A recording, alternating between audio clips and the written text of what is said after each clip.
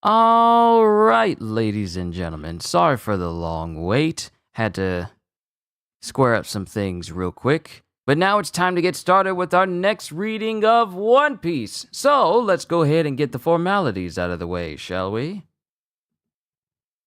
I want to make sure that the camera's good on everything and also wait for that car to drive by because we live right next to a road. But yo, peoples, Kyushu92 here, and welcome to yet another live reading of One Piece. I just want you all to know that I enjoy doing this so much. Sure, I got a long road ahead of me before I reach to where, like, we're still on this row. We still got this row, and then we still have this bottom row. And right next to this Sun, thank you, Stephanie, for that.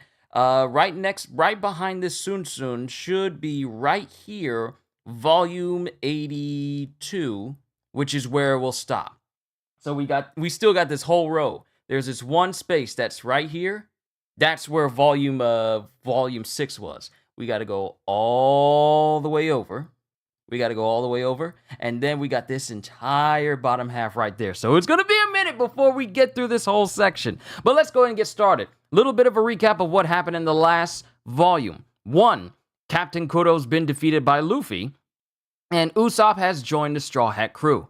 Now, since the Straw Hat crew is low on supplies, they've made their way to a floating restaurant called the Baratie, thanks to them coming across 2 individuals, Yosaku and Johnny, friends of Zoro's in the bounty hunting gig.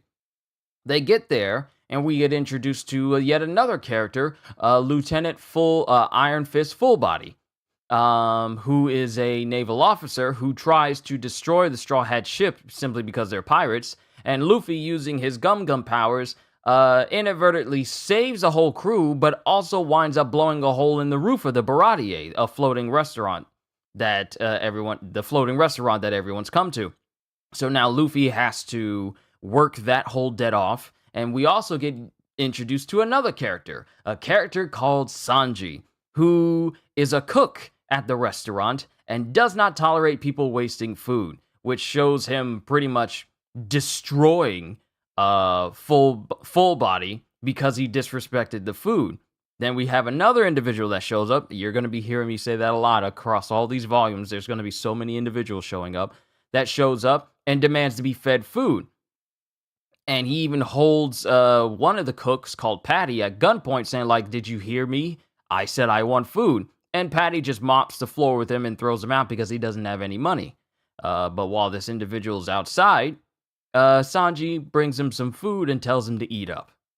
So that's where we are right now. So this volume, this is where we get some good juiciness. So, Kohagen, Seedez, Master Psycho, good to see you all. I just want to say to everyone before we get started, thank you for the continued support of this channel. Your support allows this channel to continue, both, regular way and financially. I just want to say thank you. Not a lot of people will go out of their way to say how much we value what you do for this channel, but for their channels, but I just want to say from, like a regular standpoint and how this job works financially, I just want to say thank you for giving me that opportunity.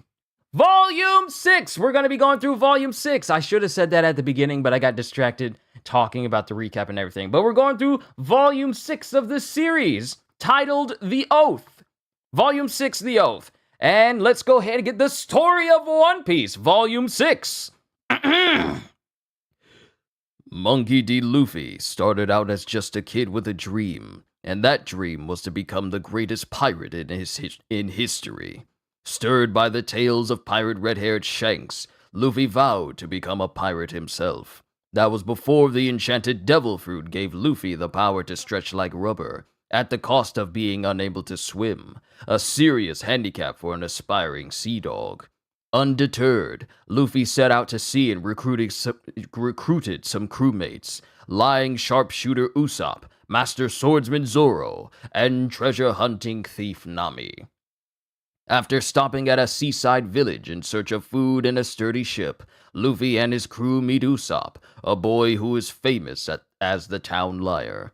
When Usopp happens upon a dastardly plot to kill local girl Kaya, Luffy and his crew step into an intense battle against ruthless Captain Kuro and his Black Cat pirates. With Usopp's help, Kuro is defeated, and Luffy's crew gains not only new crew member Usopp, but also a new ship, the Merry Go, of which we just call the Merry, just to save on time. It's called Going Merry in unedited dubs. It's called the Merry Go in the Viz and uncut and edited dubs and uncut dubs. We just call it the Merry.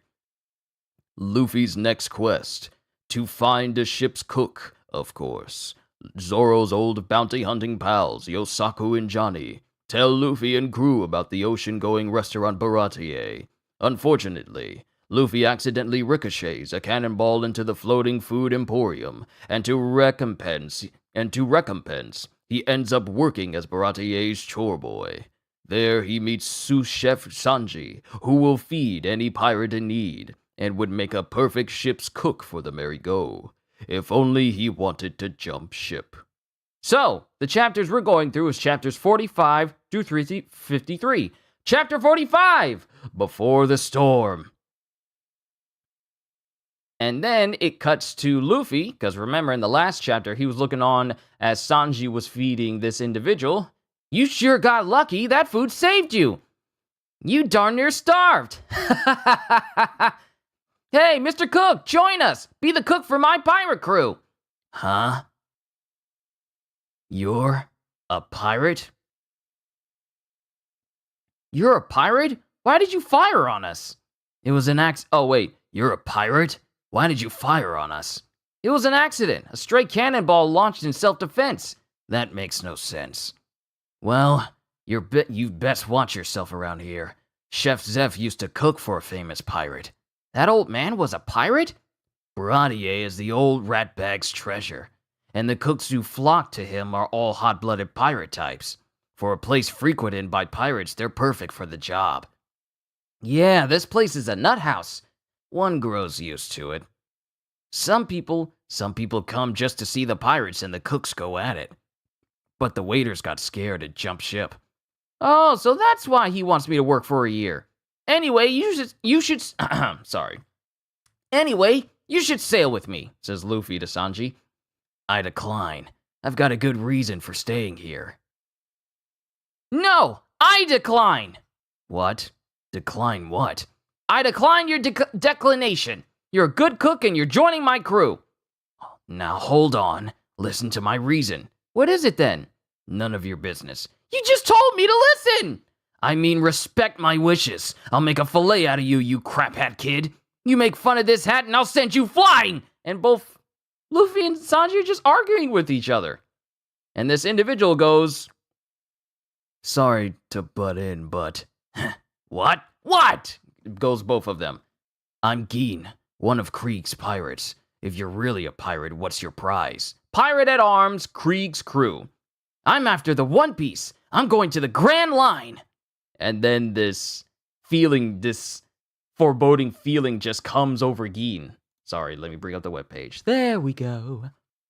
I'm going after the One Piece. I'm going to the Grand Line. And this feeling just comes over Geen. If you don't have a cook, you must not have much of a crew yet. This guy makes 5. Don't count me.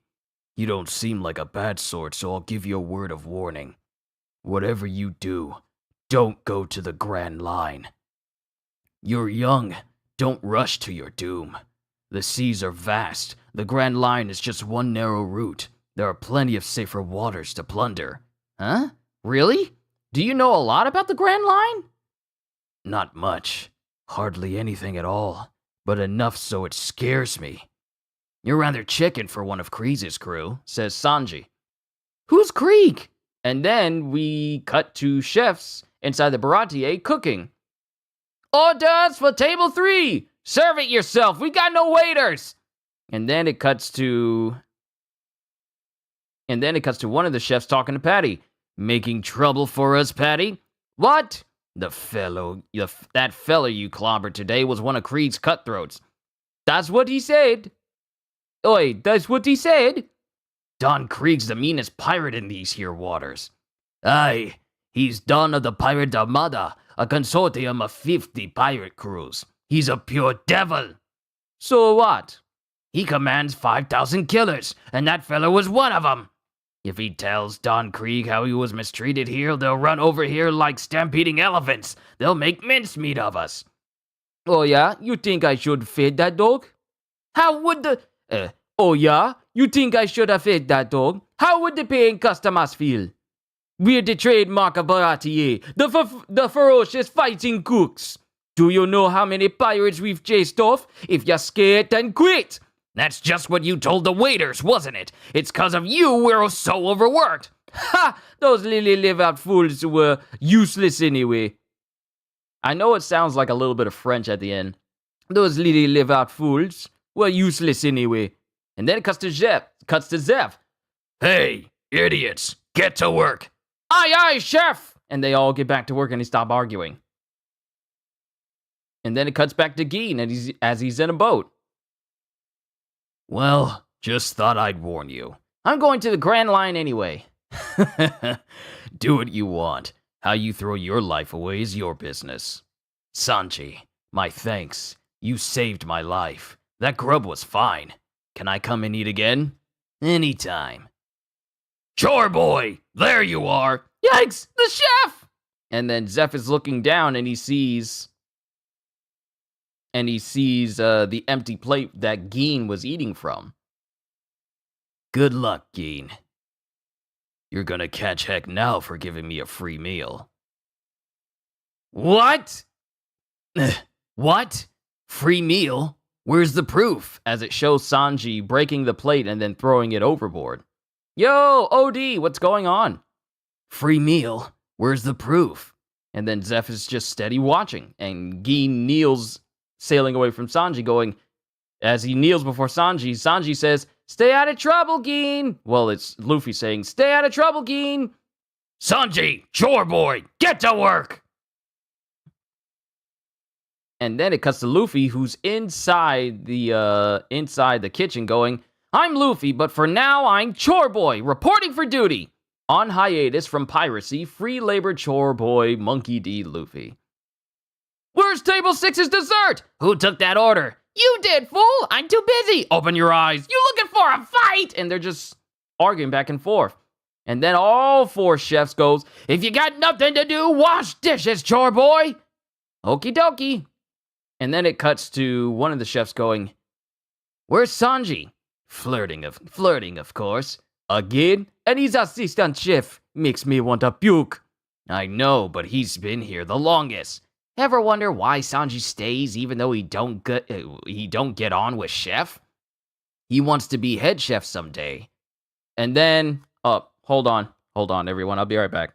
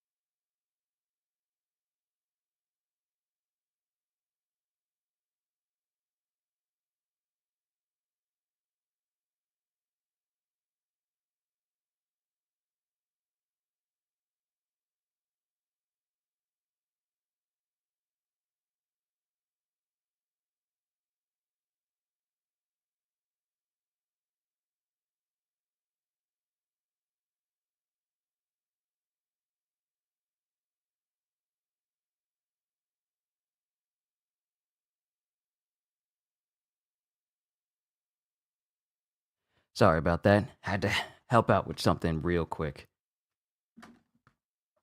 But going back to the volume. Sorry, I had to move some stuff around. But it cuts to the chefs going, he wants to be head chef someday. And then there's splashing and creaking going around. There's splashing and crashing and stuff is being broken. Stuff being broken, and it cuts to Luffy as Patty goes, "Chore boy, how many dishes have you broken? Sorry, I forgot to keep count. Be more careful. Enough dish breaking. Go bust those tables. Okay. And stop swiping food. That was for a customer." And Luffy is literally the worst chore boy to have inside of a chef's kitchen. Because he's just nonchalantly just taking food off a plate and just eating it. That food was for a customer. Yum. And then it cuts to Luffy. Who goes like, "I'll just clean this wok." And not noticing that the wok itself is just burning hot. Ah, hot! Get out of this kitchen! And all the chefs, he's a liability. Luffy is a liability in the kitchen. Then it cuts to Patty, who grabs him by the face. "Go take orders. Just ask the customers what they want to eat. Think you can do that?" Yes, I can. "And treat the customers like I told you." "Got it. Chores are hard. Kobe must have been miserable." Then it cuts to Luffy running into a table where Usopp, Zoro, and Nami are sitting. They're waiting to be served. You guys? Hi, chore boy. So, you gotta work for a year. Can we change the ship's flag? You're eating without me? I'm slaving and you're eating out? That's mean! And then it cuts to Sanji, who's in the distance going, "Quiet down, Luffy. Are they your mates?" Huh? And then he looks over, and then it cuts to Luffy going, "You're liking that Jamaican accent? It needs work. It needs work."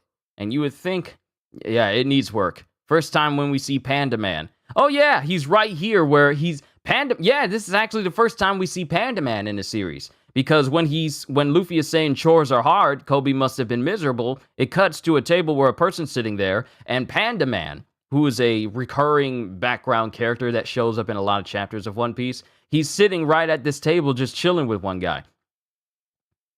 "Quiet down, Luffy. Are they your mates?" Huh? And then Sanji notices something. Then it cuts to Luffy, who's just, well, digging in his nose, and he flicks it in Zoro's drink. Eat this.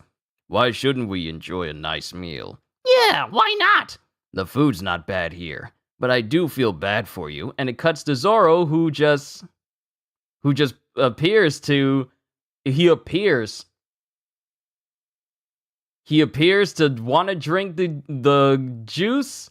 He appears to want to drink his drink, but he takes it and he shoves it in Luffy's mouth because he clearly knew that Luffy did something to his drink. So going back, he goes, "The food's not bad here, but I do feel bad for you. You drink it!" And he forces the cup into Luffy's mouth. Ah, no! What did you do that for? What did you do that for? And then it cuts to both Nami and Usopp laughing. Then it cuts to Sanji going, "Oh, see, how grateful I am for this day of days. Oh, love, smile upon me, for I cannot survive this pain. I would stoop to becoming a pirate, or even a devil if only I could be with you. Such tragedy. The obstacles between us are great." Yeah, Luffy dug in his nose and flicked it in Zoro's drink, and Zoro knew that he put it in his drink and made Luffy drink it. So yeah, joke's on Luffy. But now we have Sanji here swooning like his eyes are just hearts as he sees Nami. And then it cuts to Zeph. "Obstacles, Sanji? The crap geezer. Follow your heart. Go be a pirate. I don't need you here anymore." What? And then it cuts to a distance as we hear a voice going, because people wanted to see how I would do this voice. Mind you, these are all fan dubs. These are probably going to sound a lot different than they do in the regular uncut English dub. But these are my voices for these characters.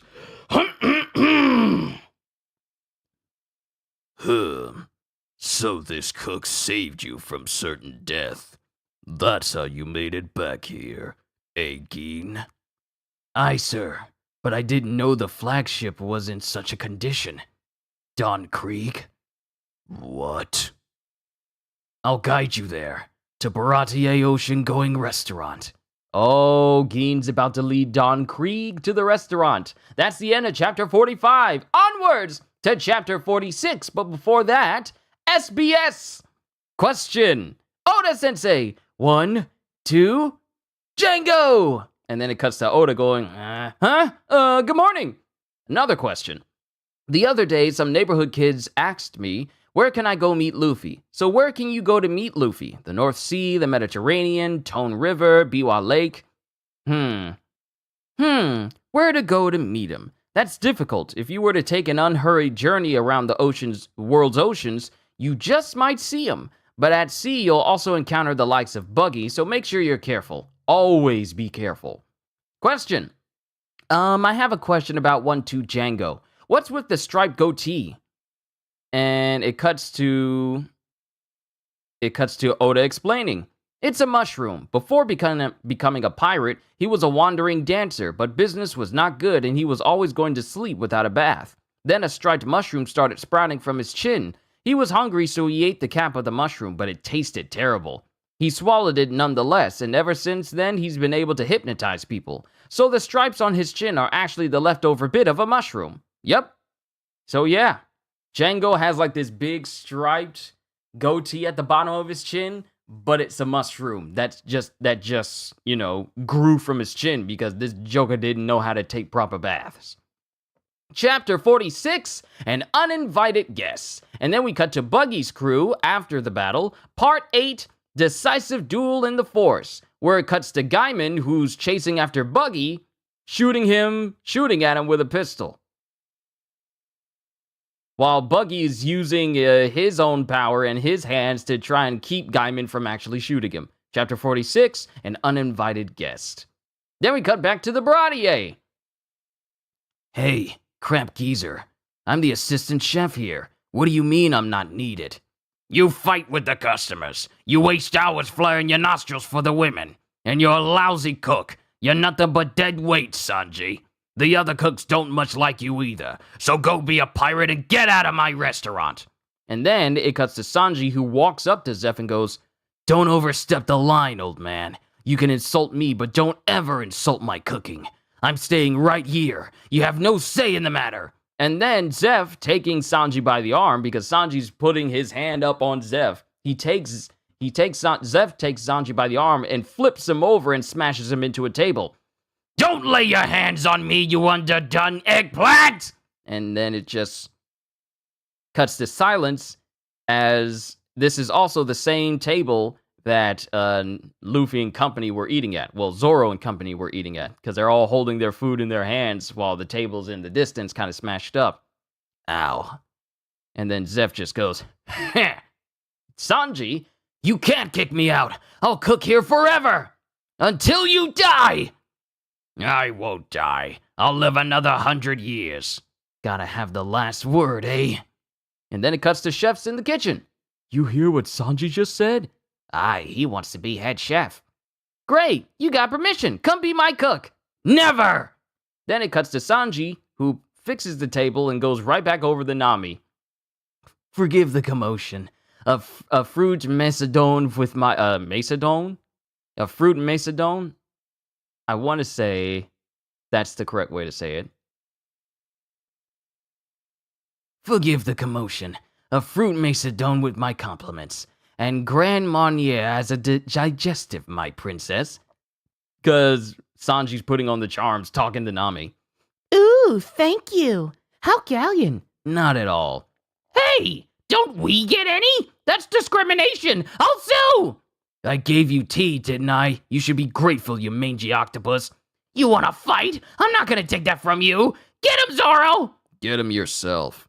And then it cuts to Luffy, who's opening his mouth, hoping that Nami would put some of the food in there, as she's just going, delicious. You haven't even cleared my plate. There are mushrooms on it. Eat them. I don't like mushrooms. I ate a poison mushroom once when I was a kid. Well, those aren't poisonous, so eat every bite, long nose. And they are in each other's faces to the point where Usopp's nose is bent upwards against Sanji's face. And then Nami goes, "Oh, please don't fight over me." "As you wish." "Who's fighting over you?" Chef dear?" "Yes, my sweet." As Nami has Sanji's face in her hands, and his nose is open. She's got this man's nostrils open wide. "This gourmet fare is a tad pricey." "For you, it's free." "Hooray, my hero!" And then it cuts to Nami hugging on Sanji. He goes, "Ah," as he has like a big old heart in his eyes. "Pay up, you bums." "What?" "Did you bewitch him?" Good tea." "You three better watch out." "You three better watch out too." And it cuts to Sanji, who's just walking away swooning. "Yo, Ravi, good to see you. We are on chapter 46, An Uninvited Guest." "Hi, Sanji, I missed you. So nice to see you, Roxanne." "What a ladies' man."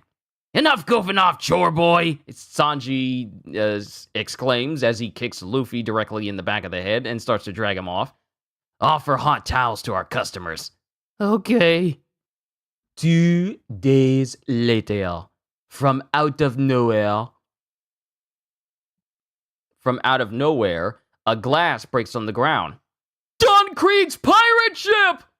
The hourglass beside the skull means that time's run out for their enemies. There's no mistake. It's Krieg's pirates. What do they want? "See, Patty? They're here. You deal with them." It can't be. They don't have the pirate armada and his 5,000 men here. Would they come just to avenge one flunky? "Well, they're here. That's definitely a ship." "Whoa! This is bad! Let's get out of here!" And then it cuts to Yosaku and Johnny going, "Brother, set sail. We don't want to die." And then Luffy, "That ship is huge. Maybe Gein's come back to say thanks." "I doubt it, but something seems odd," goes Sanji. And then Zeph is just watching. "That ship is a wreck." Because it cuts to Don Krieg's ship, and his ship is just torn and destroyed in multiple places. Torn sails, figurehead almost all but destroyed. It's massive in comparison to the Baratie, but his entire flagship is just, in tatters, if you will. "A great galleon ravaged to that degree. That wasn't the work of men. They must have sailed through a typhoon." And then someone bursts into the doors of the Baratie. And Patty goes, "Huh?" And there's someone standing in the doorway.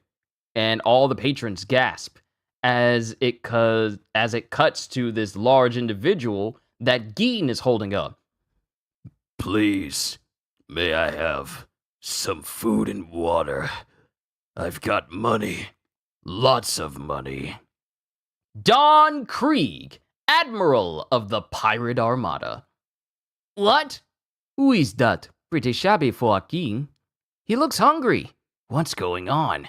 And then Don Krieg falls over. "Don Krieg!" goes Gein. "Food! Water! Please! The Don's on the verge of death! If you don't help him, he's doomed!" And then some of the patrons are looking on, and they look like they don't want to help. And then Patty goes, "Ha ha ha ha! I'll reach. What a laugh. This bum is the dreaded Don Krieg? This time I've got money, we're customers. Alert the Navy. They don't want to miss an opportunity to catch this fiend. Don't feed him a crumb, just grab him," goes Patty. And then the citizens are going, "If he regains his strength, there's no telling what he'll do to us. He's a pirate and a killer. Starving's too good for him. He deserves to die, so let him. If Krieg regains his strength, he'll pillage this restaurant. Don't even give him a cup of water." And then it cuts to Don Krieg, who goes, "I won't harm anyone. Feed me, and I'll leave quietly. I beg you, help me." And then it cuts to Gein, who goes, "Don Krieg, don't grovel. This isn't you. It's beneath you. Please, I beg you. Leftover rice, anything. And then some of the citizens are starting to look kind of like, Don Krieg! Cuts to Gin as he's kind of crying his eyes out a little bit. And then it cuts back to Patty. Trying for sympathy. And then it cuts to Sanji, who goes, out of the way, Patty! As he kicks Patty directly in the face with a plate of food and some drink. Here, Gin, he can eat this. Sanji! Thank you! As Don Krieg shoves rice in his mouth, just like with his bare hands, he just shoves rice in his mouth. Sanji! Take that food away from him! Don't you know who he is? He's Foul Play Krieg, tyrant of the Eastern Seas. He started out in prison, then he lied his way onto a Navy ship. He killed the officers and took over. That's how he got his start as a pirate. Flying a Navy flag, he sails onto ports and attacks both town and ships. Sometimes he flies a white flag, then opens fire. He'll stoop to anything to win. His duplicity is legendary.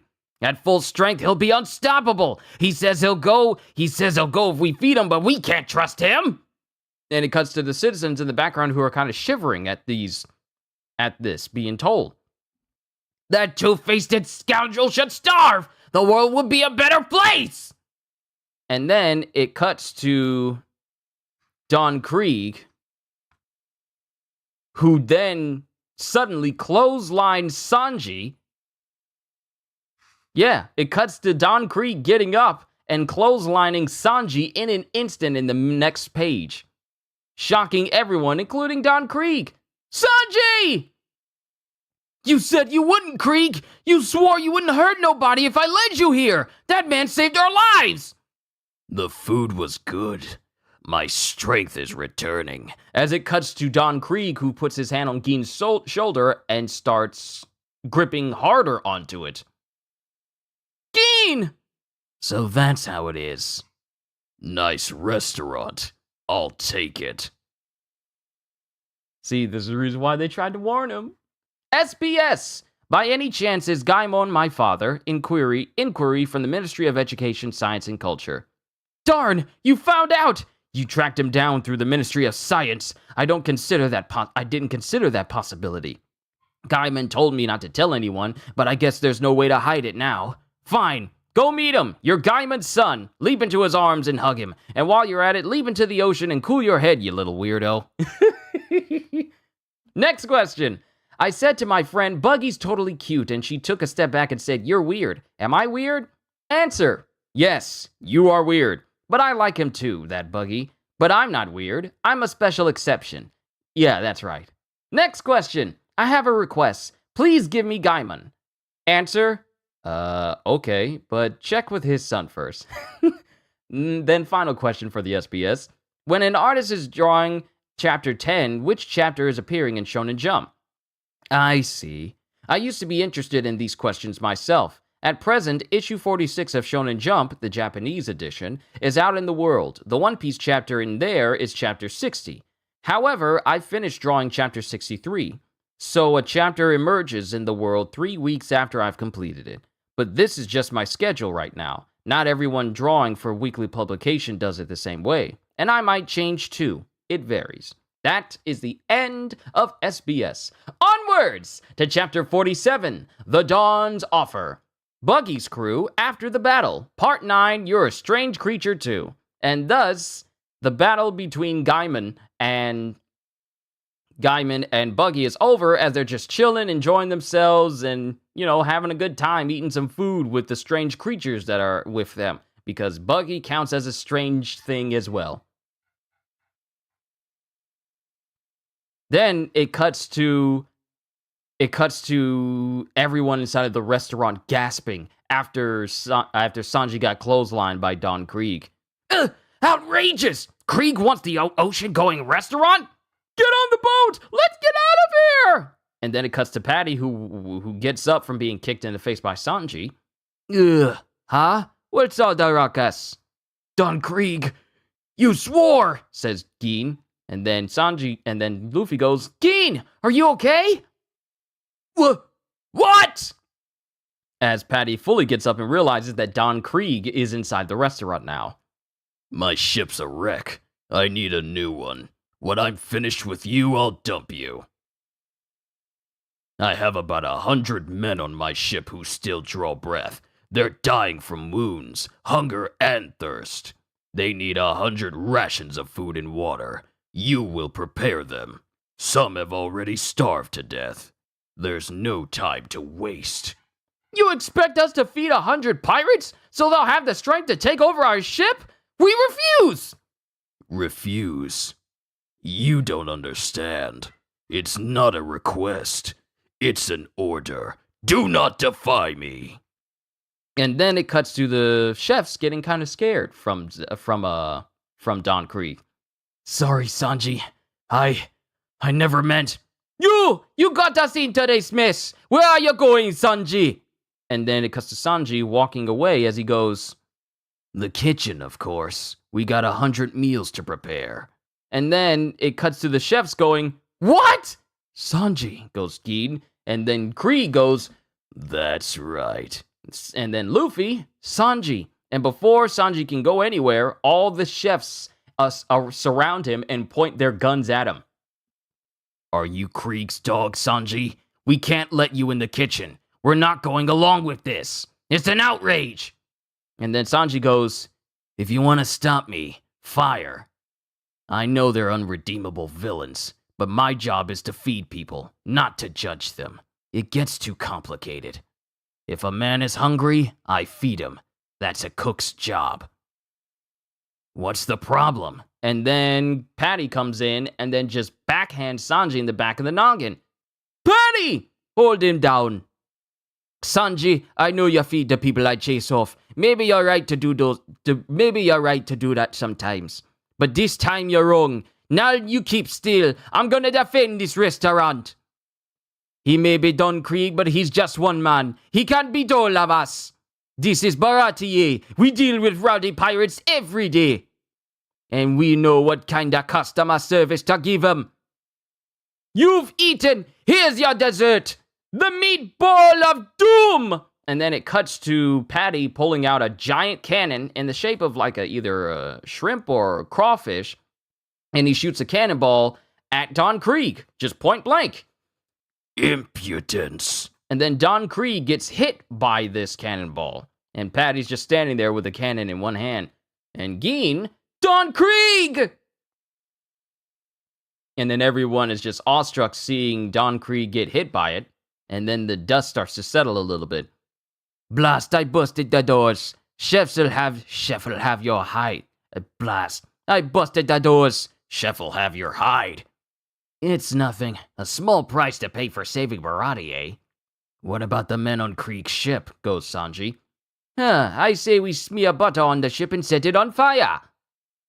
Sounds delicious, Chef. As Don Krieg gets back up again. How?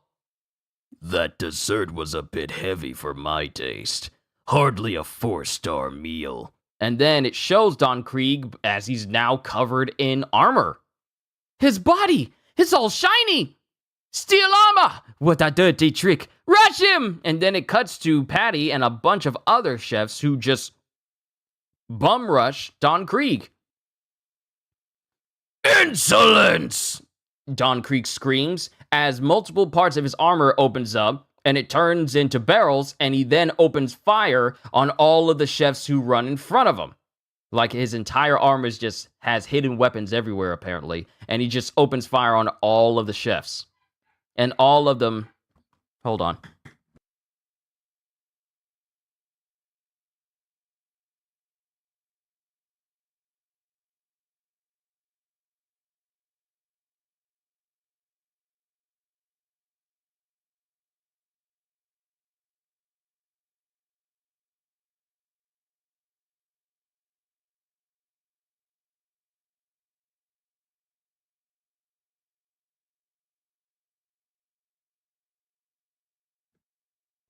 Denim was being a tad bit too rowdy. Going back to this, it shows the chefs being gunned down, and Sanji and Luffy can do nothing but watch. Gun barrels! All over them! Bullets! No one defies Krieg, you worthless scum! I am stronger than anyone! Arms of steel, stronger than any flesh! A carapace of the strongest woot steel, diamond fists to demolish everything, and a built-in array of weapons. I command 50 ships and 5,000 fighting men. I've never lost a battle. I am the dawn of the pirate armada. If I tell you to prepare food, you'll shut up and do it. No one defies me. I see why people wanted me to do Don Krieg's voice, because I'm actually enjoying doing his voice. I'm enjoying it. Why do I enjoy doing the villains' voices so much? My goodness, I like voicing them. And then it cuts to Zeph, who dumps a big old bag of food in front of Krieg. Chef Zeph! There's food for 100. Take it to your men. Zeph? Did you say Zeph? Chef, what are you thinking? If we feed all those pirates, they'll come and overrun us. Unless they're all spineless dogs. Huh? You went to the Grand Line, but you ran scared, eh? He called Krieg a coward. The tyrant of the Eastern Seas, who commands 50 pirate ships, couldn't handle the Grand Line. The Grand Line?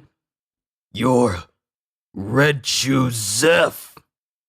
And that is the end of chapter 47. SBS, and then we move on to chapter 48. Question: what happened to the key that Chocho swallowed in volume 2? And Oda says, it came out with a lovely brown sheen. I don't even need to go further with that one. Question: in a question corner in volume 4, you said that Luffy's arms can stretch 72 gum-gums, but how many meters are in a gum-gum? Inquiry from the Ministry of Education, Science, and Culture. And then answer: you again. Gaiman's son investigating through the Ministry of Science again, eh? Meters, you ask? It can't be measured that way. Now pay attention. 1 gum-gum equals 10 fairy gum-gums. 1 fairy gum-gum equals 10 funky gum-gums. So 1 gum-gum equals 100 funky gum-gums, which means that Luffy's arms can stretch a whopping 7,200 funky gum-gums. Is that clear? No, but it's Oda, so we gonna let it slide. Question: where are you from? It didn't say in your profile in volume 4. Answer: Kumamoto in Kyushu. It's a nice place. And Kyushu is Kyushu. That's not where I got the inspiration for my name from. Because when I came up with Kyushu, Kyushu, I didn't even realize that Kyushu, Kyushu was even a place. It wasn't until afterwards. That I learned that, wow, I didn't realize there was an actual place called Kyushu. So, yeah, the more you know. Question: how come Luffy and Zoro don't go by the names Monkey and Roronoa, or are those their surnames? Answer: that's it. Their surnames come first, Japanese style. Luffy and Zoro are their first names. So if we were putting their names in American style, like we do here on the Western side, their names would be Luffy D. Monkey and Zoro Roronoa. And of course, Sanji Vince...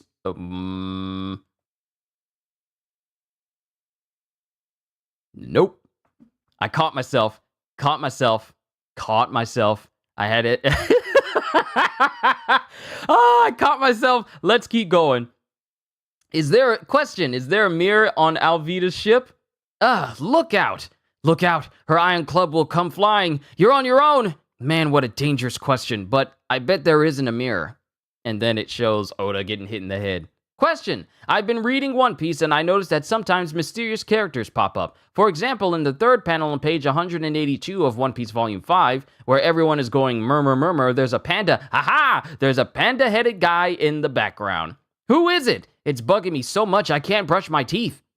Answer: brush your teeth. It's such a direct answer. The dentist is scary, you know. So you found him, eh? His name is Panda Man, and he's a wrestler. I'll introduce him properly next time. And that is the end of SBS. Moving on to Chapter 48, Steer Clear. Buggy's Crew, After the Battle. Part 10, Farewell to Friends. And it shows Buggy has like a makeshift raft he can use to get off the ocean, out to sea, but he's also minorly crying as he's leaving Gaiman and his friends that he's made on that island that Luffy and company were at earlier. Chapter 48, Steer Clear. And then we cut to Don Krieg. Red Shoes Zeph, so you're alive. A unique pirate, the Captain Cook. So what if I'm alive? What's it to you? Now I'm a chef exclusively. You say it like it was a choice, but did you choose to be a cook, or was being a pirate too much for you? And Zeph doesn't say anything. Looks like your Red Shoes days are behind you. Red Shoes Zeph, master of the deadly kick, who never used his hands in battle. That awesome leg strength could smash bedrock and even leave footprints in steel.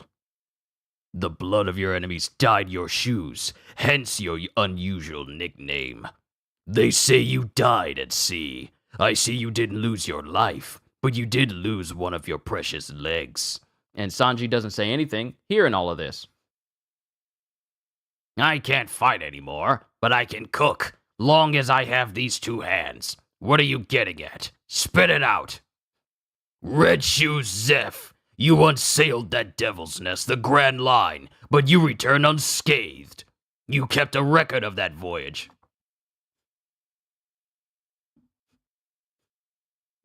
Don't you just hate it when it feels like something's going on with your nose, but I can't actively do anything about it right now? I'm fine. You kept a record of that voyage, a whole year's log. Give me your logbook. You been to the Grand Line too, old man? Aye. My logbook, eh? Yes, I still have it, but I won't give it to you. For me and the men who sailed with me, that logbook is a testament. I won't give it to the likes of you. Then I'll take it from you.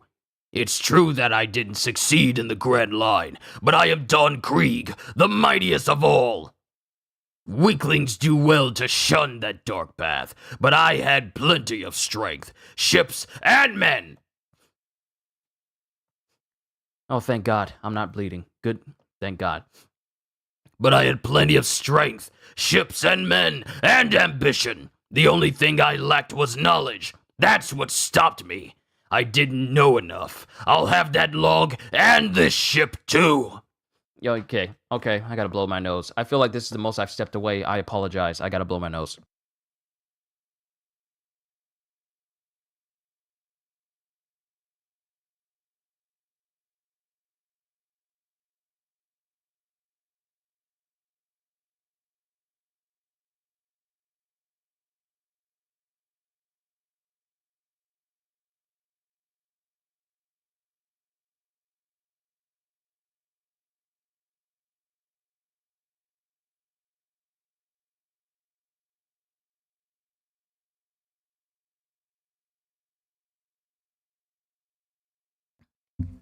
I feel like I stepped away during this read-through more than anything else. Let's continue on.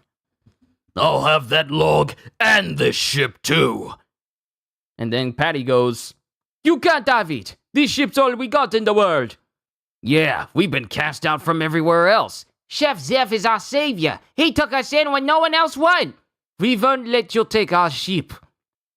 Puny fools! No one can defy me. You've seen that I'm the strongest of all. I'll take Zeph's log, assemble another armada, capture the One Piece, and lord it over this great age of pirates. And then it cuts to Luffy, who's standing in front of him, because remember what this dude's goal is. And then he says, "Hold it! I'm going to be king of the pirates." "Sure, boy!" And then Sanji doesn't say anything. And then it cuts to Patty, who goes, "Stay out of this, kid. He'll murder you." "I can't. Not out of this." Did you say something, boy? Don't you want to take that back? "Nope. I was only stating the facts." This isn't a game. "Obviously," goes Luffy, and then all the chefs are going like, "Weren't you listening? The Grand Line was too much for even Krieg. Can't we just call it off? Going there is suicide." And then it cuts to, it looks like Usopp going, "Weren't you listening? The Grand Line was too much for even Krieg. Can't we just call it off? Going there is suicide." Quiet. Stay out of this. Time to fight, Luffy? I'll lend a hand. Zoro, Usopp, you guys still here? Nah, I can handle this.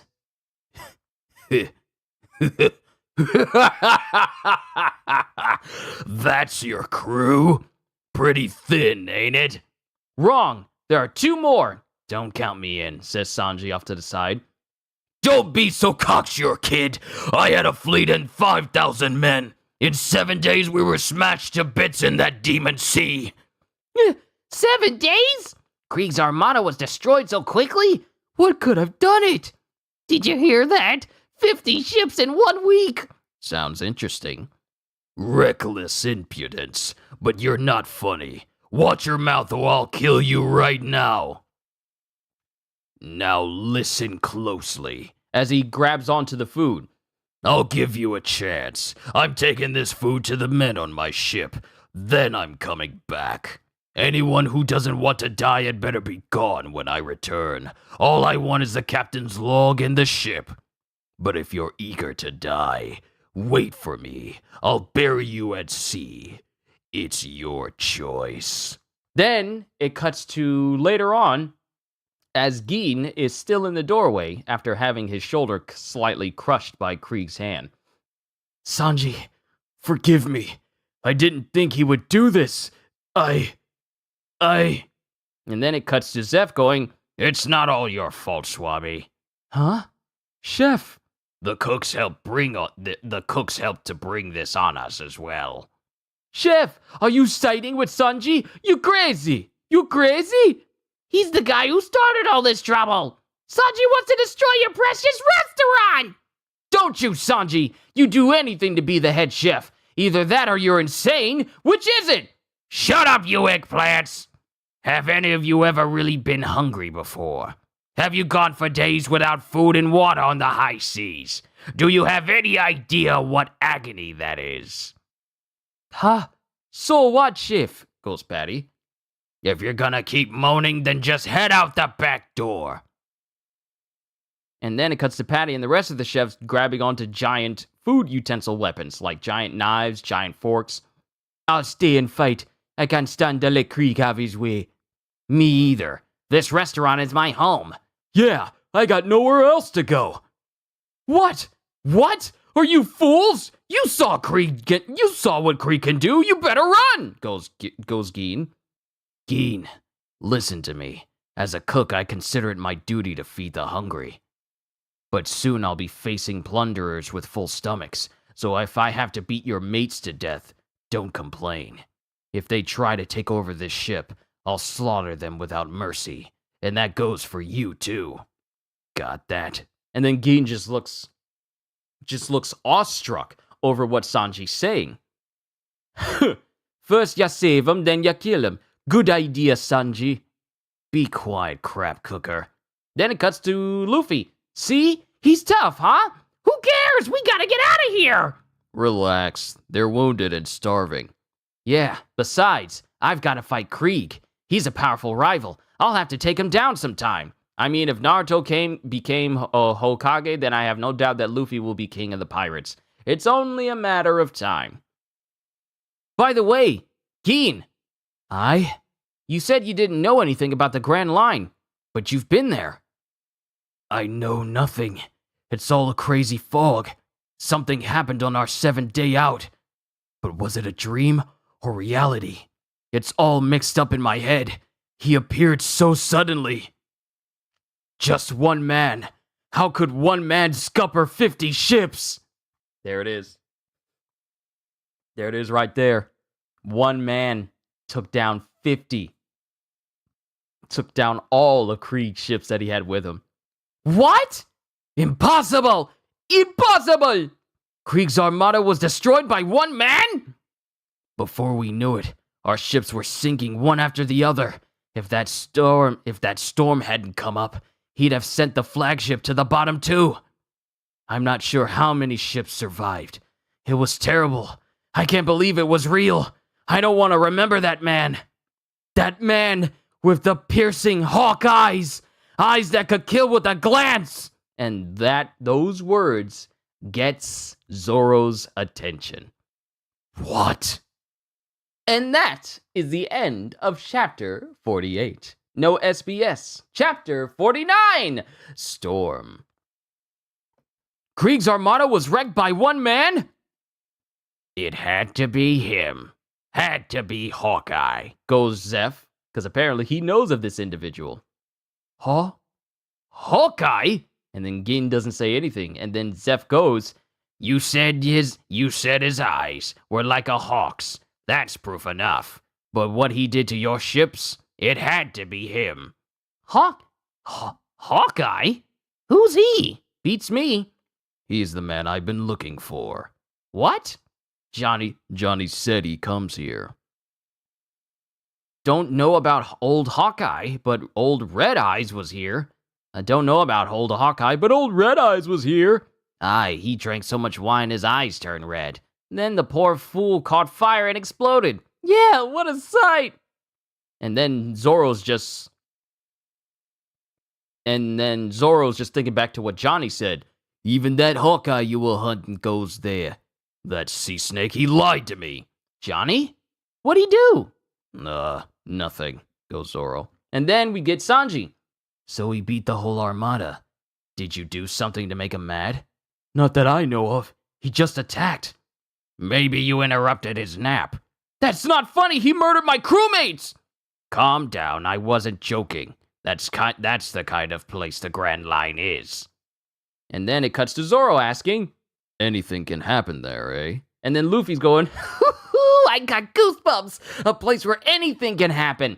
Please, for once, think of the danger, goes Usopp.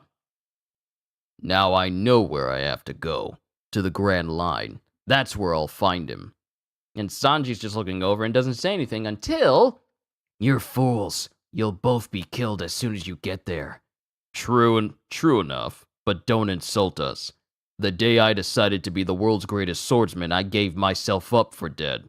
Nobody calls me a fool but me. I have my reasons. Me too, goes Luffy. As a man, I must agree. Right. And Zorro just boops him in the head with the bottom of his sword like, yeah, sure. Stupid, goes Sanji. And Zeph is just kind of like smiling to himself. And then Gin is just sitting there silently. Then we cut to Patty. You lame brains, do you realize what kind of trouble we're in? Right out there, them sea wolves are reviving themselves. Aboard pirate Admiral Don Krieg's galleon. They are the most savage pirates in the eastern seas. If you want to dream, do it after the crisis is over. And then it cuts to Don Krieg's ship. And it cuts to his crew eating as much food as they're able. And they're howling into the air after actually having some sustenance. We're saved! We're back from the brink! It's a miracle! Our nightmare is over! We've escaped our doom! Yes, and now we can return to the Grand Line. And then the crew goes, huh? What's this? Why the frowns? Return? To certain death? And as soon as one of his crewmates says this, Don Krieg gets up and shoots him dead center. Anybody else? Or are we in agreement? Aye! And then they are all like, yeah, we're in agreement! Now let's abandon this hulk and board the restaurant ship. A bunch of hooligan cooks can't stop us. And then it cuts to the cooks going, they're coming! That's their battle cry! As a siren goes all across the air. We must defend our restaurant!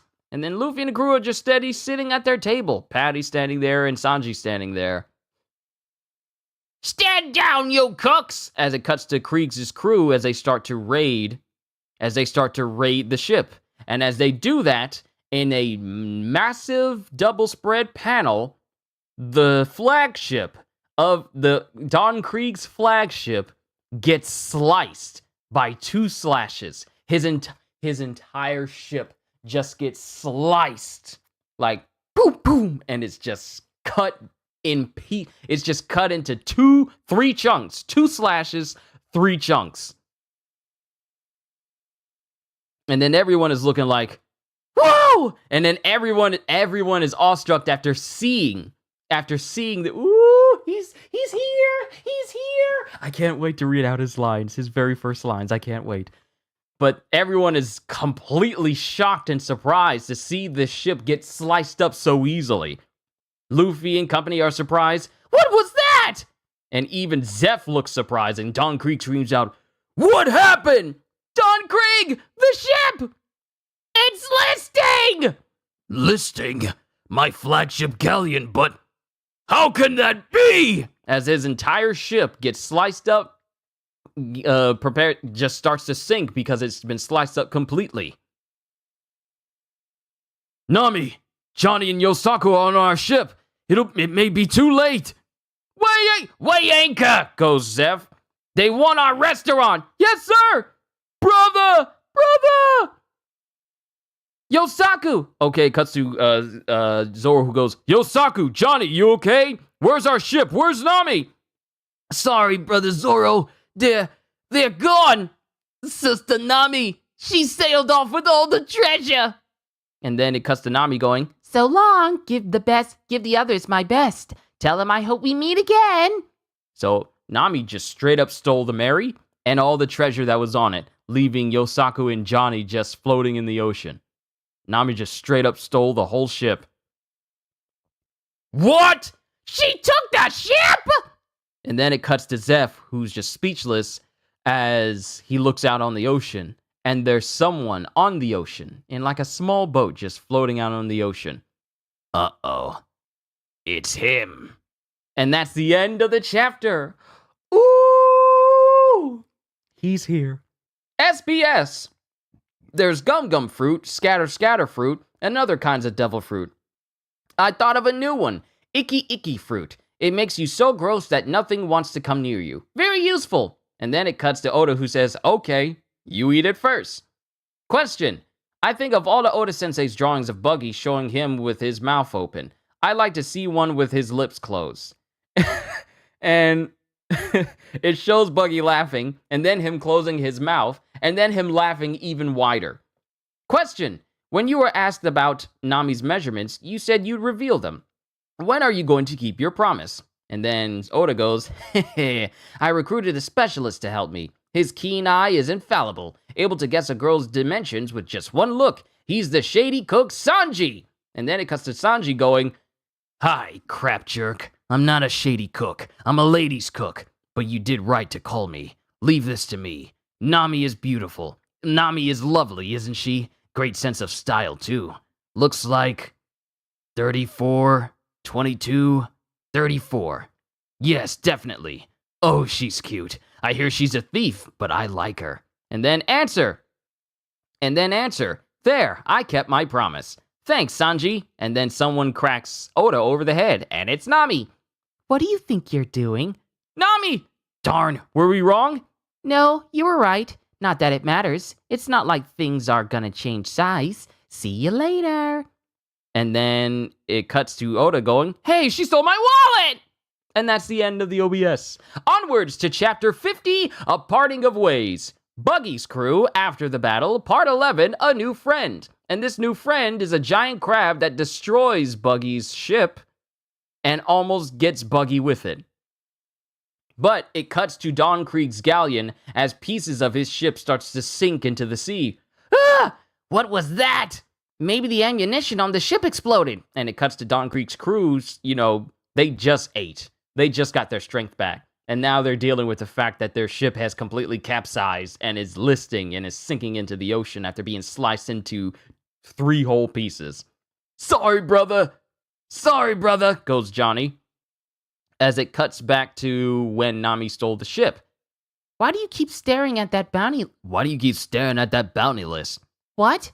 No reason. Those are all big bounty pirates, but you better give that one a wide berth. He disappeared a while back. Seems like he's back to his wicked ways. Still, a 20 million berry bounty is hard to pass up. That was one rough sea dog. Even we were a frog's hair from being killed. Then it cuts to Yosaku and Johnny looking back going, huh? Sister Nami, that's the treasure from our ship. I know, I brought it over. Huh? But we're not planning to stay on this ship. Could you boys look the other way for a sec? Huh? I want to change clothes. Don't look, please. Change clothes? Now? Sure, we won't look. Sister Nami's as brazen as she looks. There's no harm in peeking a little, right? Yeah, a little peek wouldn't hurt. Just 2 seconds. And as they're thinking this, Nami puts her hands on both of the back of their heads and then shoves them off the edge of the ship. Whoa! And they fall into the ocean. Hey! What are you doing, Sister Nami? My job, dummies. I rob pirates. This ship's my prize. I never swore allegiance to Luffy. It was a temporary partnership. And your treasure was irresistible. I wasn't with Luffy and Zoro for very long, but I sure had fun. So long. Give the others my best. Tell them I hope we meet again. And she just sails off with the Mary and the treasure. You can't do this to us, Nami! It was our duty to guard the ship. Give us back our treasure.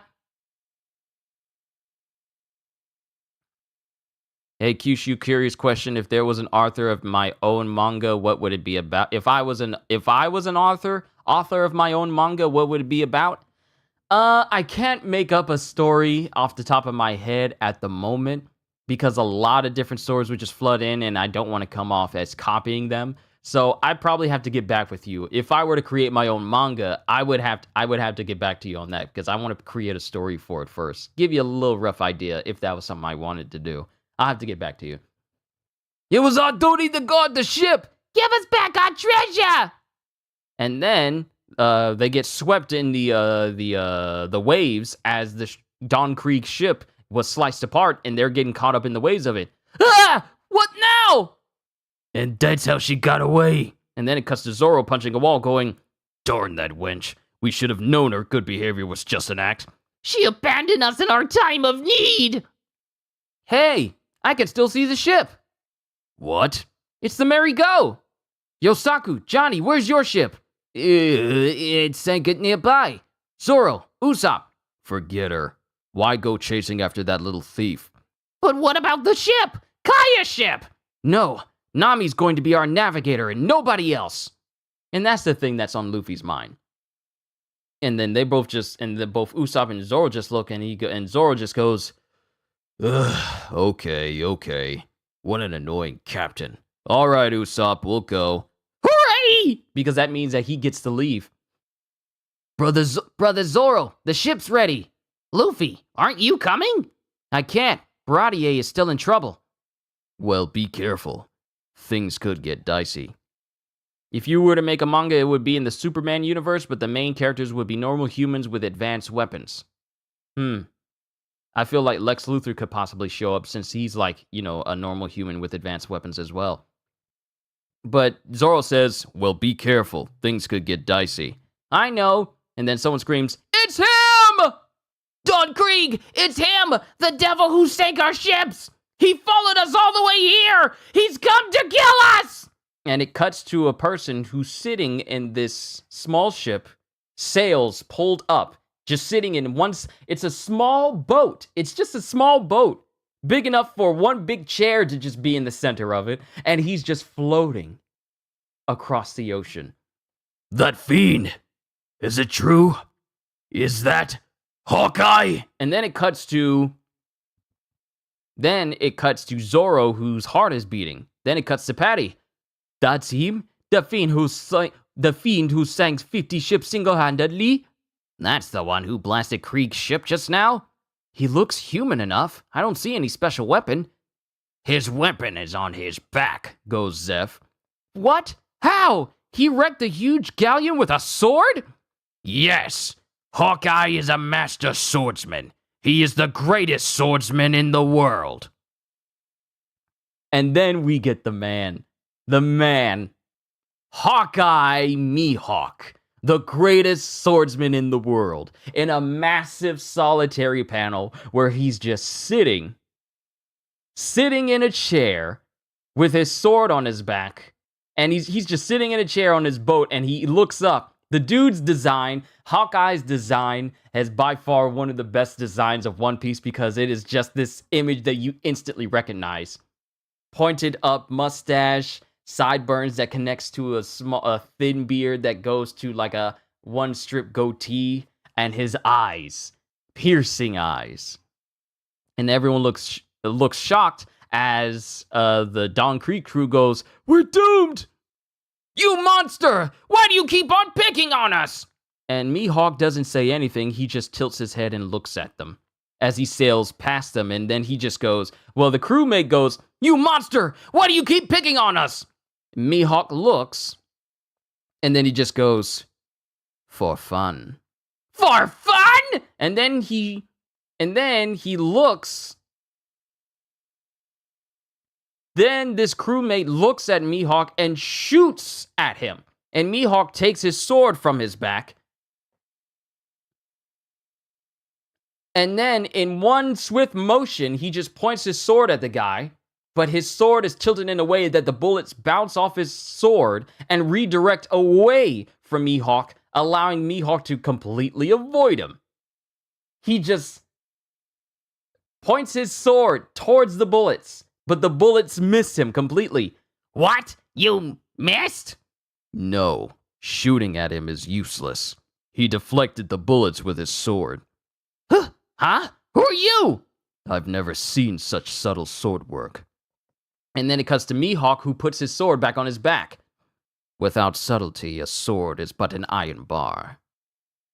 I'm going to make it so that his voice doesn't sound like Clawhador. But Mihawk says, without subtlety, a sword is but an iron bar. You split this galleon with that. And then it cuts to Zoro speaking to Mihawk. You split this galleon with that sword? Of course. I see. Then you are the greatest. Then it cuts to the crewmates of Don Creek's ship recognizing Zoro. One more. I think we're good. Three swords? Could this guy be? I went to sea to find you. Why? To be the greatest. Looking for some fun? Then fight me. The three-sword style! That's Zoro! Roronoa Zoro! What? The pirate hunter, says Krieg. That guy? There's no time for this! The ship's almost out of sight! And then Yosaku goes, brother. And then Luffy isn't saying anything. And then Mihawk goes, pathetic. Pathetic. Weakling. If you're a competent swordsman, you don't need to cross swords to know that I far surpass your puny skills. Does the courage to point your blade at me come from confidence or from ignorance? As it shows Mihawk standing a good distance away from Zoro as they're on this flat piece of Don Creek ship that's just right there. It comes from ambition and from a promise to a friend. And then it cuts to Luffy and the crew just watching on. Then it cuts out to sea where Nami is with the Mary, and she goes, What a swell bunch of guys. If we meet again, I hope they'll let me sail with them. I hope we meet again. And then it cuts to Nami, who's crying as she goes, I can't wait to be free, Bellmare. And that is the end of Chapter 50. Onwards to the SBS and then Chapter 51. Question: did women pirates really exist? Answer: yes, but there were times when it was considered unlucky to have a woman aboard a ship, so some dressed as men to become pirates. Two female pirates were Mary Read and Anne Bonny, who were said to have fought more bravely than men. Captain Alvida was named after the Viking Queen Alvida, who formed an all-women pirate crew. I wouldn't be surprised if a movie gets made of the woman Viking King, just like the Woman King. Question: a little while ago, there was a manga called Oniga Kitarite by Shinga Gin, and some of the panels really looked like they were drawn by you. By any chance, did you work as an assistant on it? Answer: I get questions like this a lot, so I'd like to resolve this once and for all. Hiroyuki Take, Shinga Gin, Mikio Ito, and I were all assistants together on Rurouni Kenshin. So yes, I have helped out on Brother Shinga Gin's manga. And while I'm at it, Shinya Suzuki, who recently debuted in Jump, the Japanese version, is also from the old Ruro gang, and he's helped on One Piece a number of times. That's how we all know each other, okay? Next question. The other day, I tried to get my hair cut like Zoro's, but the barbers just shaved it off. What should I say to get my haircut? What should I say to get my haircut like Zoro's? Answer. Say, please give me a strong, manly spirit cut. Question. In Chapter 37, was the sailor who captured the fake Kuro of the Thousand Planets Captain Axehand Morgan? My friend and I think it looks like him. Answer. It is Morgan. He was a sergeant then, but after that incident, he was promoted to lieutenant commander. Then he muscled his way up to captain and was given command of a Navy base. I suspect that when Kuro looked deep into Morgan's eyes, he probably sensed a kindred spirit of some kind. And that is the end of the SBS. Onwards to Chapter 51, Zoro Overboard. Buggy's crew after the battle, Part 12, A Woman of Mystery. And apparently, Buggy has been rescued from the giant crab trying to kill him by this mysterious woman. I wonder if that'll go anywhere. But then it cuts to Mihawk standing in front of Zoro. We meet at last. Actually, sooner than I thought. How futile. The greatest swordsman in the world, and Zoro the pirate hunter. And then it cuts to Yosaku and Johnny going, No one alive can beat our brother. And then it cuts to Krieg, who's like, Look what that dandy did to my ship. Then it cuts to Zoro as he goes, What's that for? And then it cuts to Mihawk as he goes, I'm not the kind of fool who hunts rabbits with a cannon. You may have a reputation, but you're still just a bunny. And it cuts to Mihawk, who's taken the cross pendant he had, and it's actually a knife, and he's going to use that against Zoro, apparently. The Red Line and the Grand Line divide the seas into 4 quarters. Of the 4, the East Blue is the tamest. Sorry, but this is the smallest knife I've got. Better take it easy. Better take it easy with the bravado. You'll feel stupid when I kill you. And then it shows Zoro rushing towards him.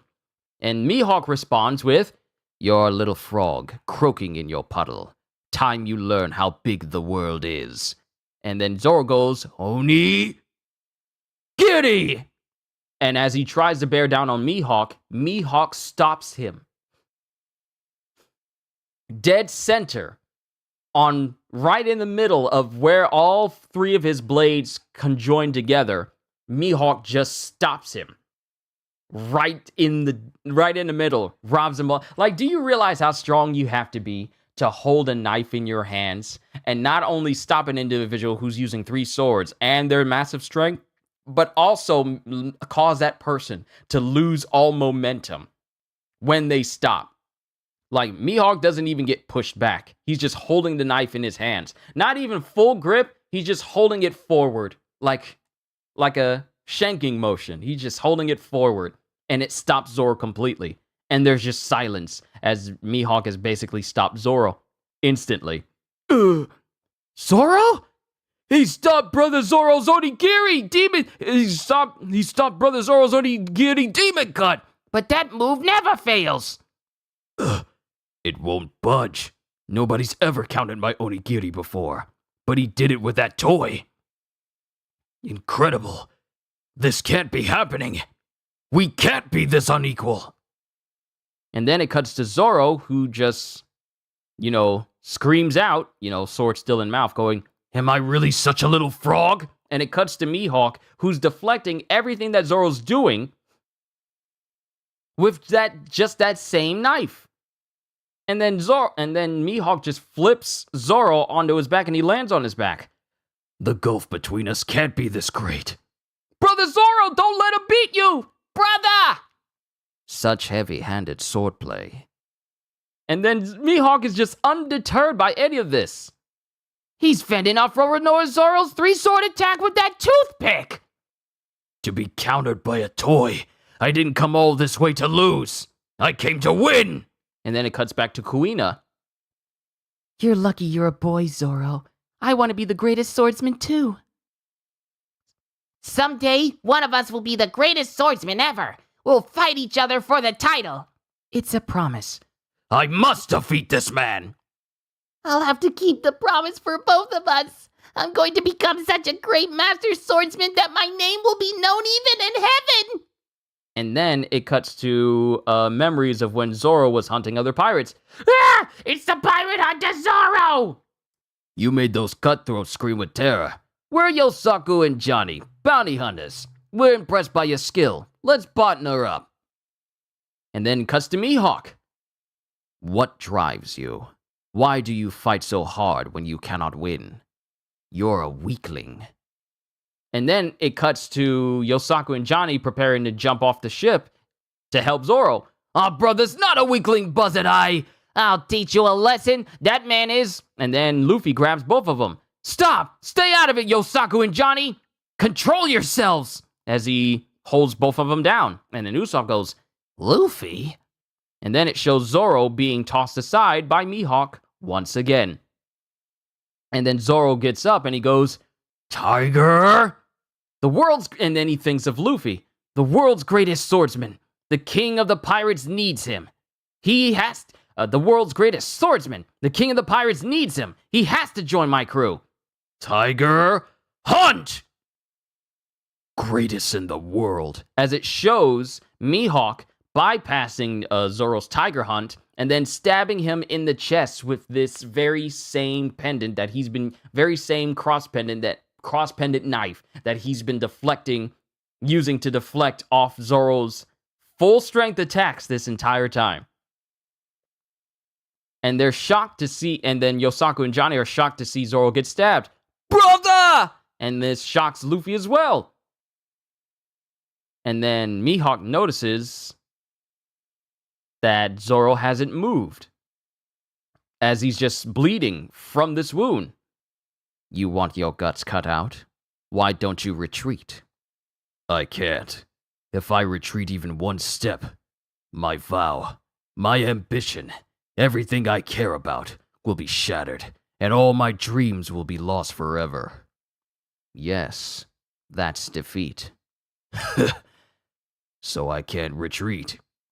Even if it means death? I prefer death to defeat. And then Mihawk thinks, what strength of spirit.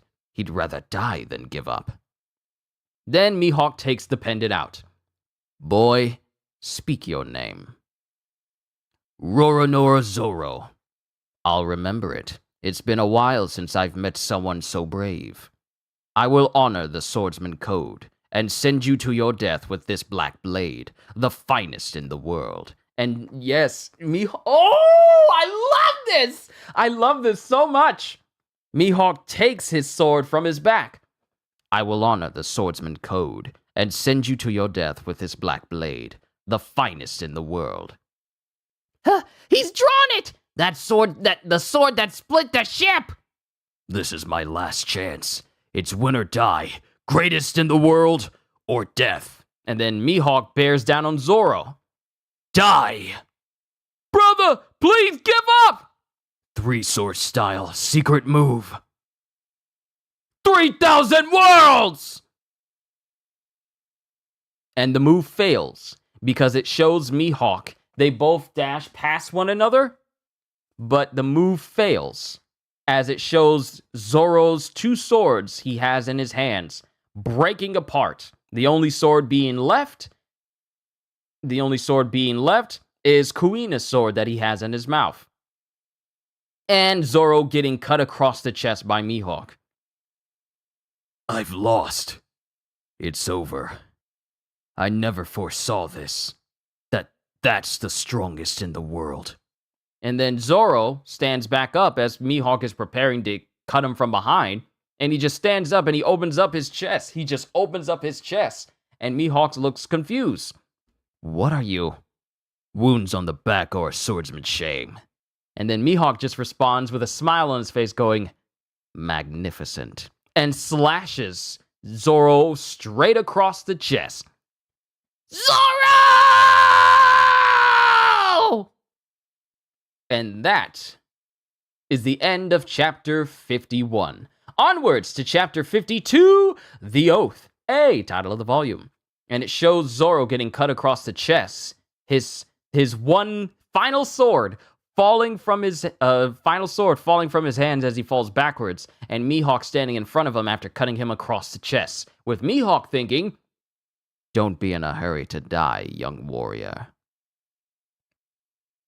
And then we get another cover page, and it cuts to Luffy, who's screaming out after seeing Zoro get basically cleaved clear across the chest.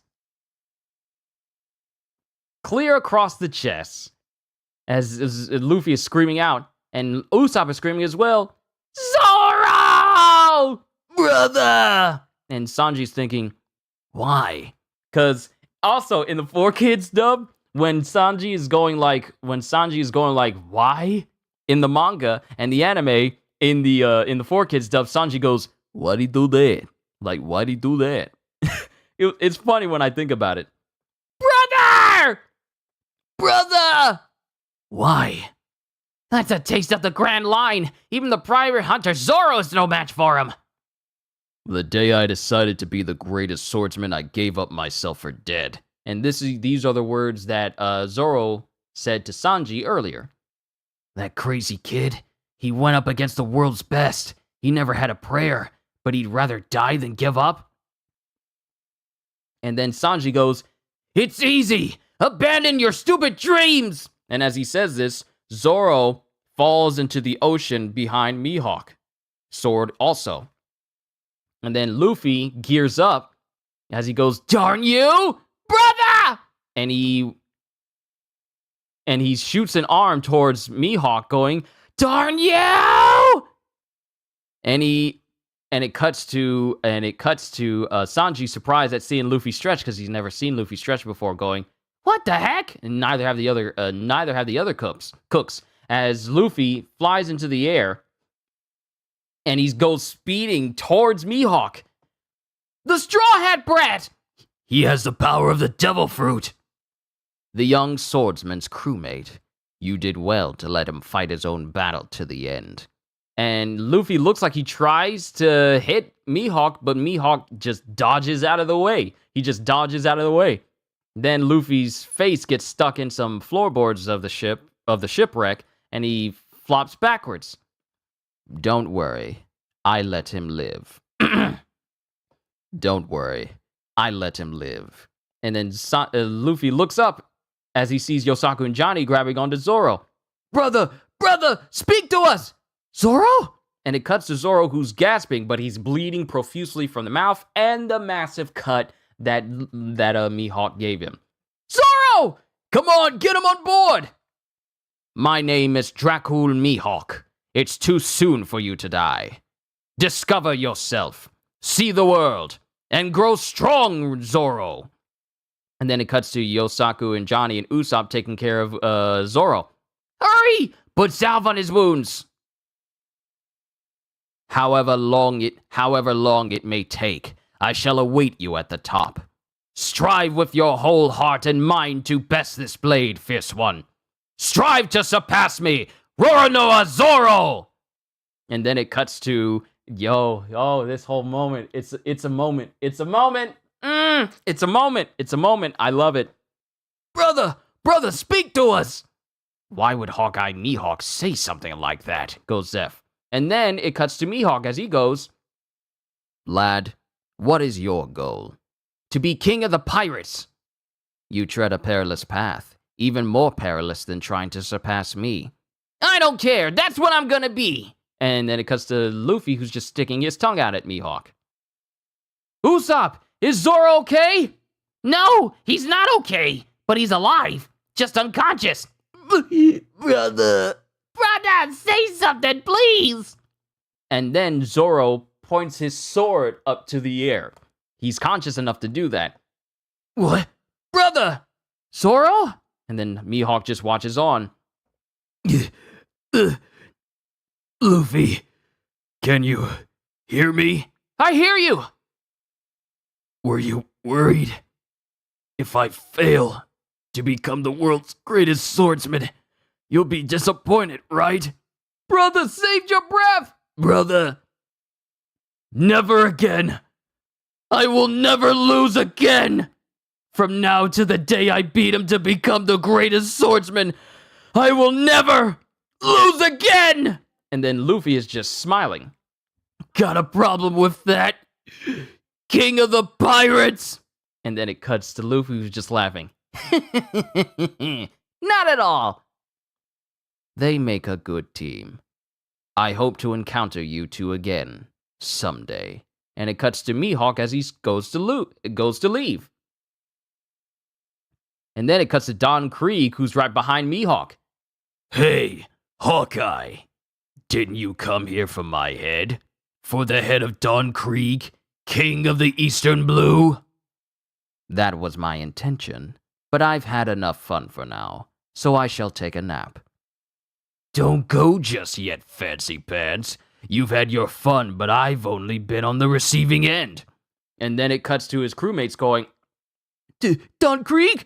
If the man wants to go, for the love of God, let him go! Now it's my turn to have fun. Die! And he tries to open fire on Mihawk. And then Mihawk takes his sword from behind him and he goes, You are indeed a slow learner. Farewell. And then the entire area where Don Krieg and Mihawk is just goes up in one big massive explosion. And Don Krieg's crew gets sent flying in the air along with other pieces of the ship as well.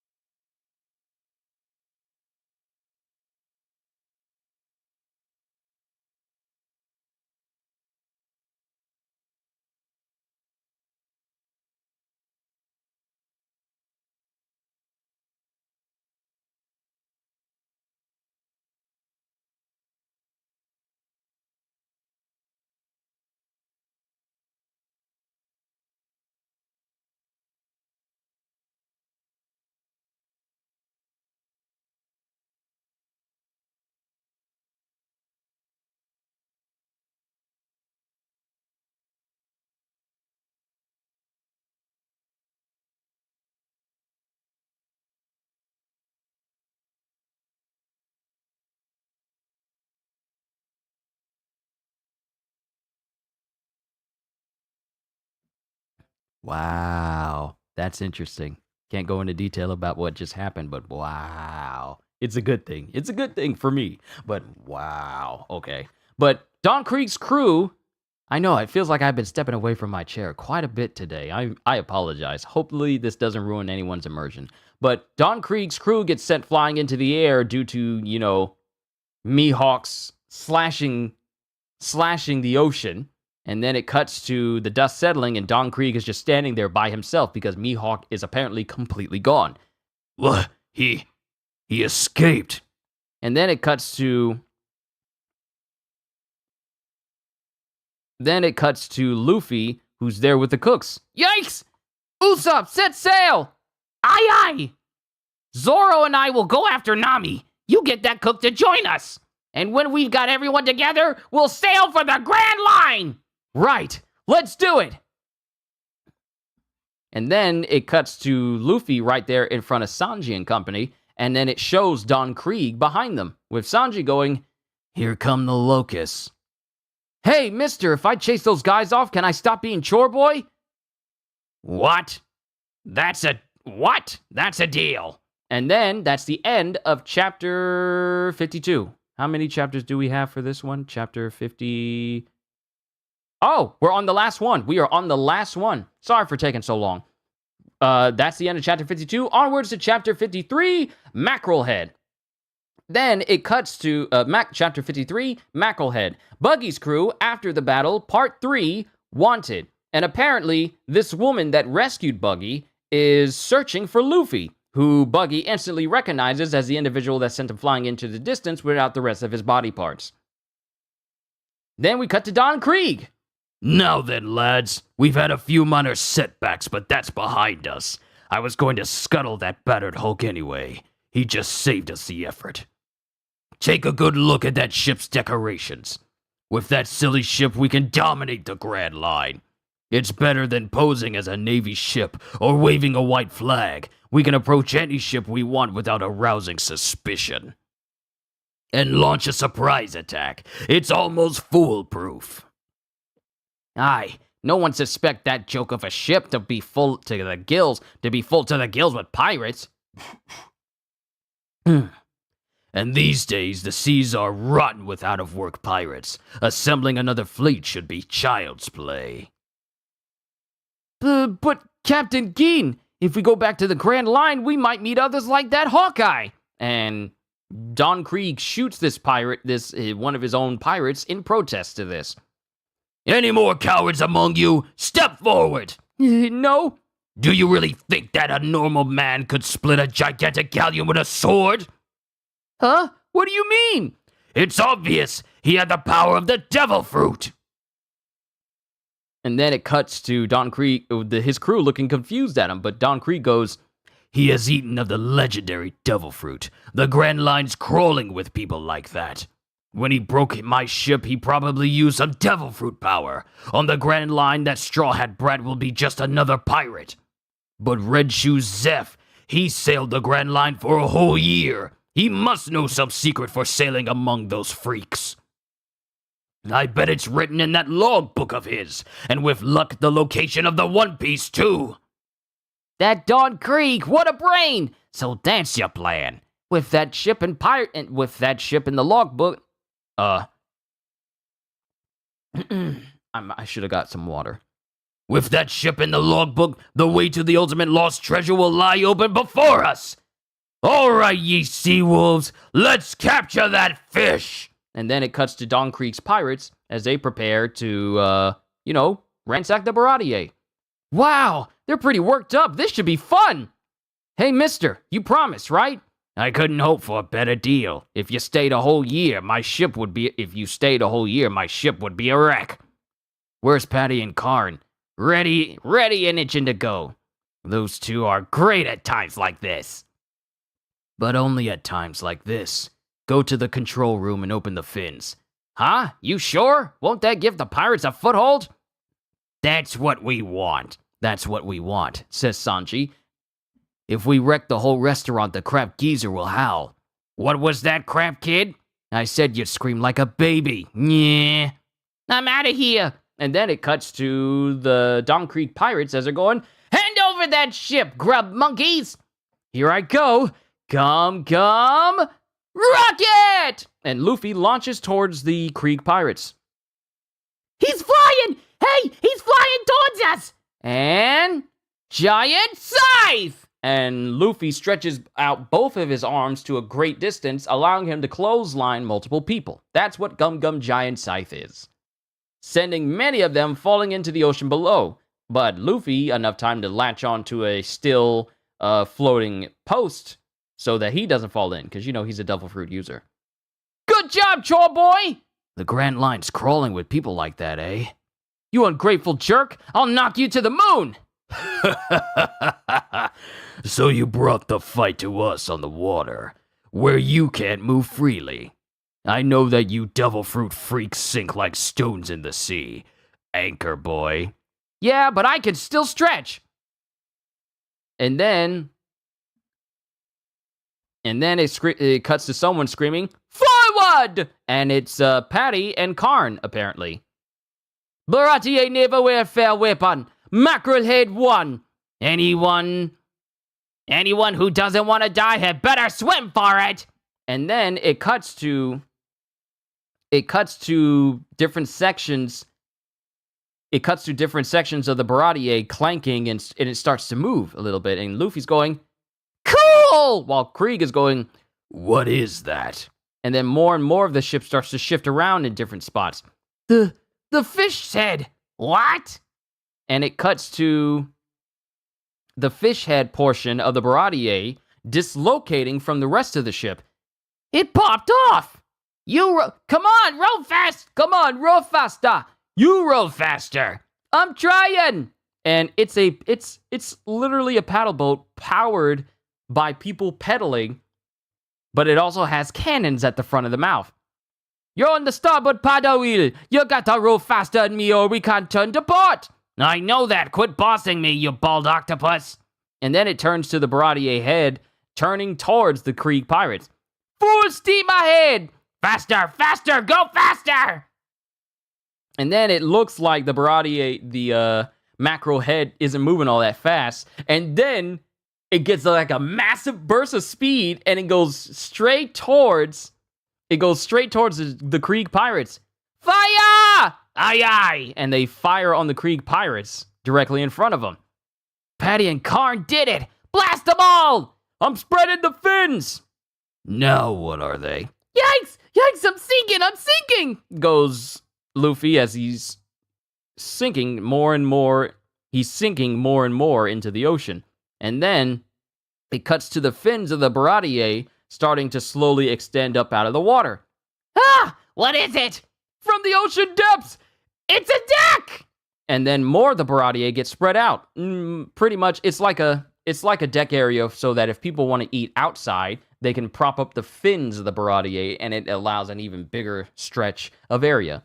Which is a cool idea when you think about it. It's ingenious, goes Luffy. Ah, a fighting deck to keep the restaurant from getting damaged. And advantageous for us too, since that ship will soon be ours. I want it more than ever now. Then it cuts to all the cooks who are standing on the deck in front of the Krieg pirates. What can cooks do against pirates? Never underestimate sea cooks! Then it cuts to Patty and Karn as they go, ha ha ha ha ha! Go get him! Serve him up with the big pot of defeat! Patty, eyes forward, I'm heading for Krieg! Alright, Krieg, prepare to die!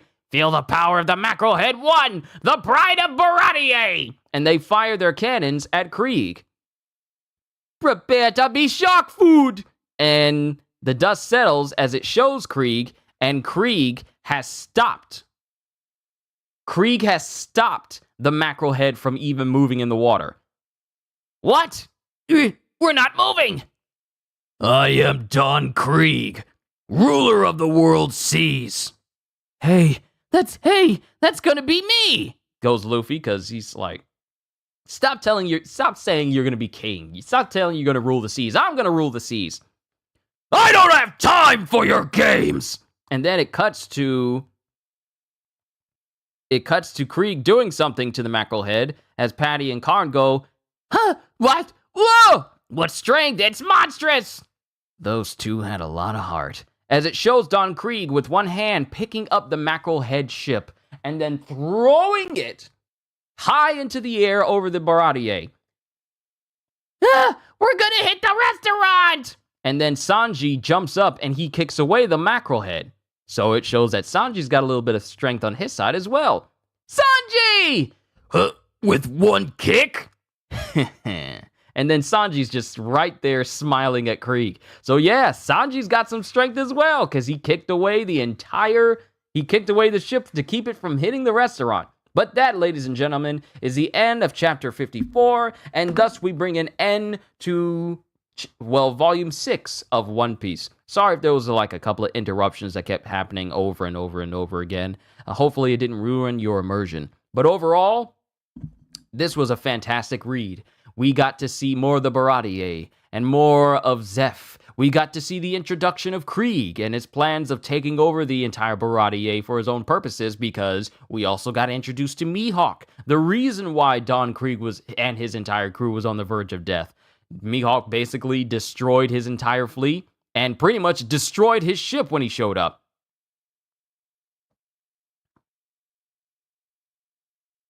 And right, end of chapter 53. Why did I think it was end of chapter 54? My bad. That was the end of chapter 53 and the end of volume 6. Thank you, Cohagen. I'm correcting myself now before people do it in the comments. But we got introduced to quite a few people, including seeing the defeat of Zoro. He lost two of his swords, but he still managed to hold on to Kuina's sword. And then he makes his oath and proclamation that he would never lose again. And then Mihawk leaves, and now we have the Dawn Creek Pirates attacking the Baratie. No problemo. Of course, Kohagen. Thank you for keeping me on the up and up. And now we have the Dawn Creek Pirates versus the chefs and cooks, versus the cooks of the Baratie, as a whole new battle begins. Also, Zoro and Usopp, along with Yosaku and Johnny, are going after Nami because Nami basically stole the Mary and all the treasure and took it for herself. So now the only people we have left is Luffy and Sanji, as we're going to be dealing with the Dawn Creek Pirates in the next volume on Monday. Because like I said, I take breaks on Sundays. So we'll continue on Monday. Yeah, we'll continue on Monday. And then continue as we have with Volume 7. To everyone here, thank you for your continued support of this channel. I'm enjoying reading these chapters for myself, seeing them with my eyes and reading these out for the very first time. I just want to say thank you for your support in this endeavor. It's going to take a while, but I'm enjoying it all the same. So to everyone here, all I can say at the end of the day is, hope you all enjoyed. Can't wait to see you all in my next video. And if you're new to the channel and you enjoyed what you saw here today, then like, subscribe, share this stream with everyone you know, because the more the merrier. And maybe even consider becoming a member, because I am always looking forward to entertaining you. So have a fantastic day. And once again, as always, later, peoples. Good Lord, I love my job.